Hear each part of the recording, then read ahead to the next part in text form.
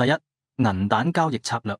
銀彈係一種結合咗3個主要概念嘅 ICT 交易策略：市場結構轉變、流動性掃蕩同埋公允價值缺口。想交易銀彈策略，就要等價格喺倫敦或者紐約交易時段突破當日高點，然後迅速回落翻區間內，清除買方流動性。呢個就係當日關鍵結構上方嘅流動性掃蕩，預示住可能即將出現反轉。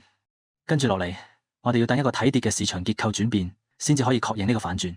當價格跌破並且收於最近嘅擺動低點以下時，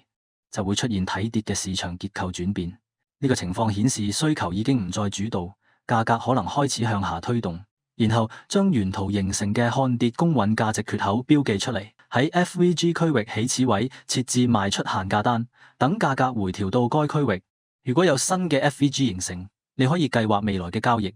但記住一定要嚴格遵守正確嘅風險管理計劃。同樣喺牛市情景下，要等價格掃清當日低點以下嘅流動性。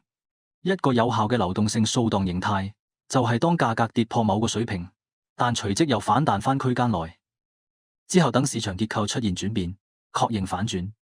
最後標記公平價值缺口，再設置你嘅交易。如果淨係得一個細嘅公平價值缺口，記住要設定稍為闊啲嘅止損，保護你嘅交易免受市場波動影響。